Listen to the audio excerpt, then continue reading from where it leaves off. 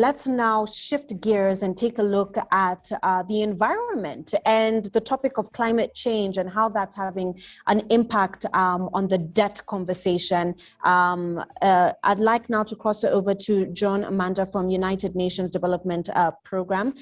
She is a Senior SDG Investment Advisor in UNDP, Africa Finance Sector Hub, supporting countries undertaking the SDG investor mapping exercises and developing partnerships to advance SDG-aligned investments across the continent.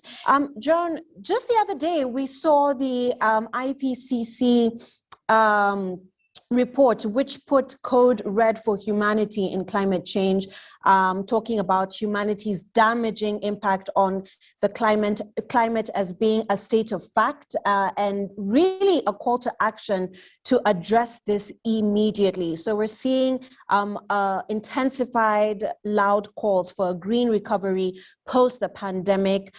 For Africa, these issues are in addition to already the most basic ones that we have in provision of education, dealing with potential effects of lost years of education, declining investments in social sectors, and also just being one of the biggest victims of the climate emergency. So how do we balance out this equation, especially for those that feel that the environment or climate change is not really a priority for Africa? We have lots of other pressing economic and social factors affecting the continent and other urgent needs as well. From a financing perspective, how do we balance out this equation? Well, first of all, thank you very much, Maya, a huge thank you to Aphrodite for this incredible conference. I think an opportunity to have an African conversation around these issues cannot be underscored enough. And so it's a real pleasure for me to be here. I am Joanne Manda and I work for UNDP. I'm based in Pretoria in the Africa Finance Sector Hub, which is a new unit that's looking at exactly what you've just asked me, Maya. How do we help governments to balance the priorities that they have and to look at financing in a holistic manner in order to really know where to prioritize the best bang for your buck?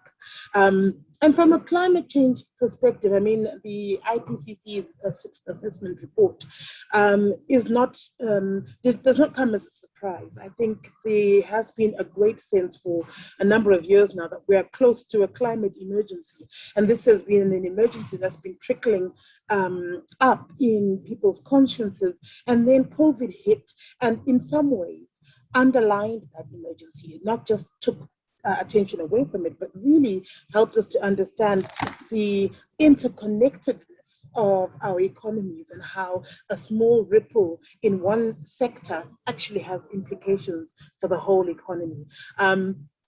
This is an argument that climate scientists have been saying for years, that climate change is multisectoral and it's cross-cutting. And similar to the way the COVID pandemic has now really shown the socioeconomic impact, and recognizing that actually as governments, we have to address this holistically. We can't drop the climate agenda. We have to think about COVID and COVID recovery with the understanding that climate shocks are still a huge factor to our overall sustainability.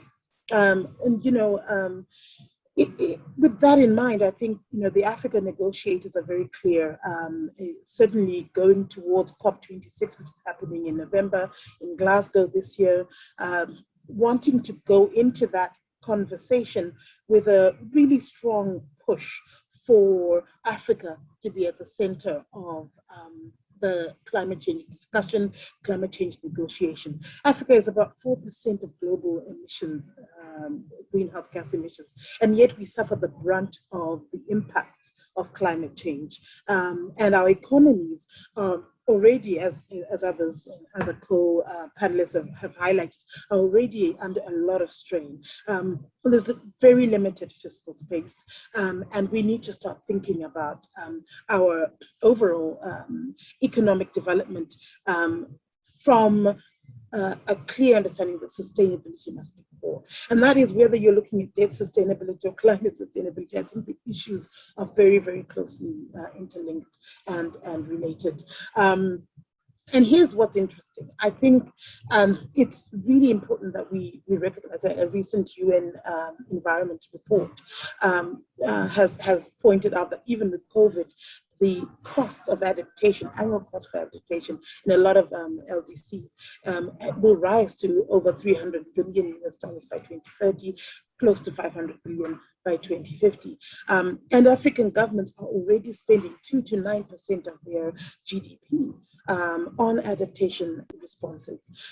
So I guess what I'm trying to say really is that you can't, in a world where you're trying to juggle a lot of priorities, the climate and the economic cannot be separated and must be addressed at the same time.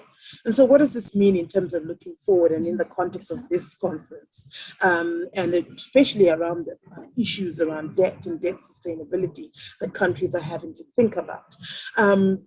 If we are going with the understanding that the efforts for COVID recovery, looking at socioeconomic recovery, and looking at green recovery concurrently, we need to start having conversations that are talking about investments that go beyond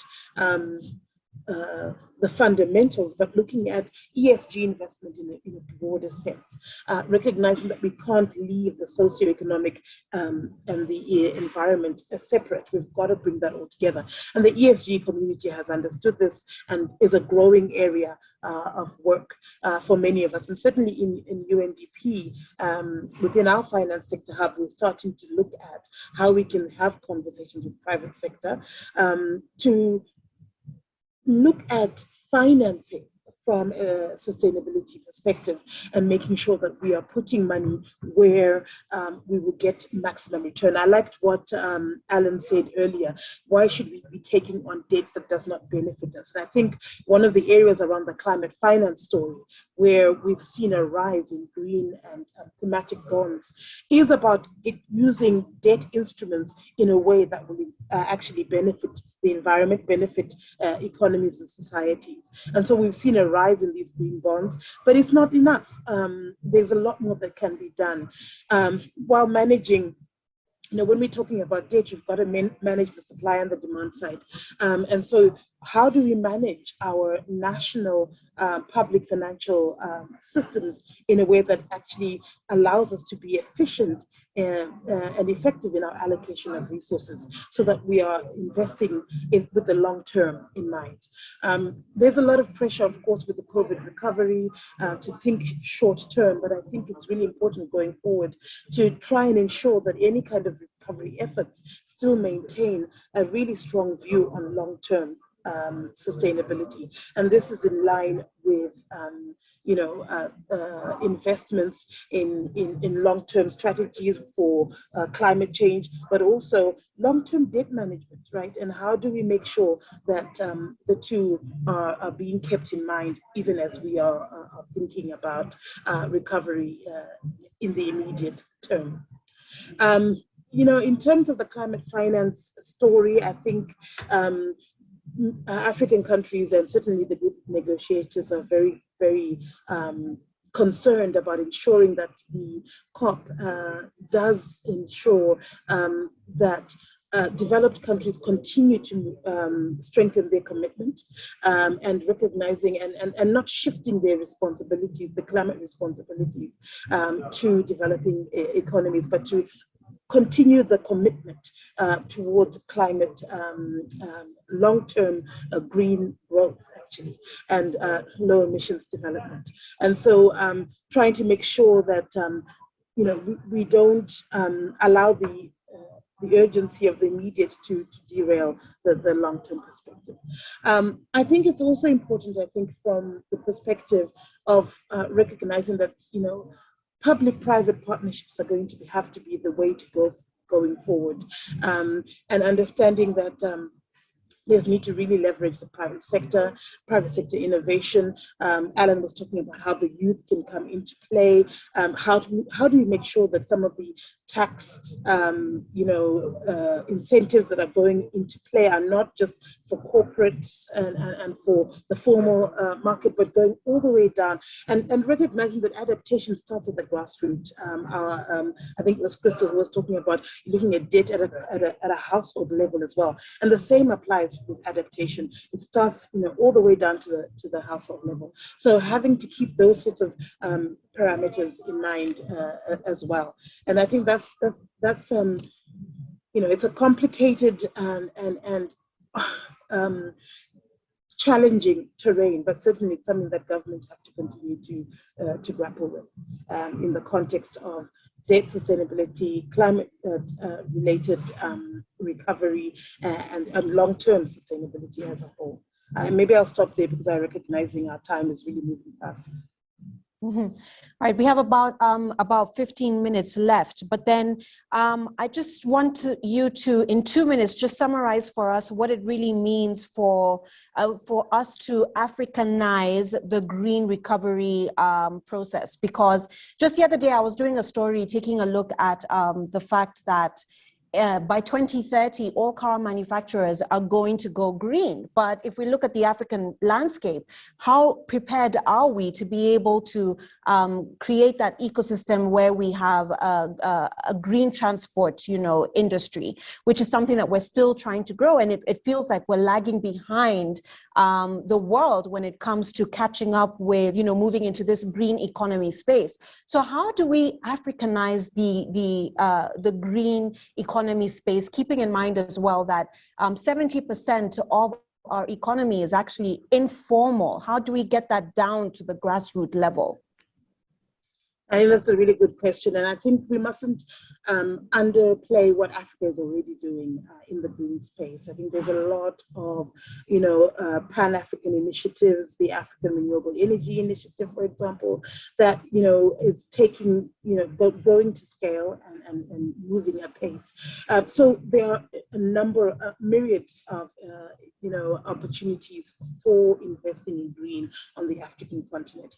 We have a vast, natural resources, aside from the sun itself, but, hydropower and geothermal across the continent that we could really be tapping into. I think, and this is something that also I think Alan also alluded to, holding our governments to account, having these conversations about the way in which we are utilizing our resources with the future in mind. And again, I think I come back to this point about long-term vision for the African continent. We have a growing leadership that's beginning to appreciate and understand this. And when you say Africanizing green recovery, I think it starts from the individual, recognizing that, we have to put in this investment with the future in mind. And sustainability is at the core of that. And as Africans, we've been adapting for years, and we have that capacity within us, right from the grassroots level and all the way throughout our institutions. It is a matter of policy and creating those enabling environments, enabling investments to come into play. And I think for me, certainly the work that's happening with the African Renewable Energy Initiative takes us a long way into that. With the COVID recovery and the COVID pandemic, we're beginning to see as African that it's, digital connectivity is crucial and it's key. I remember we also mentioned how, the impact of shutting down Twitter and so on. We have a dynamic informal sector that is moving in this direction anyway. And it's about galvanizing that, it's about capturing that inherent adaptability, that inherent innovation that we're already seeing on the ground. Thank you. To read and sign the Harare Declaration, go to www.afrodat.org/initiatives. Click on Afrodat Conference on Data and Development, and then read more. And finally, the outcome statement.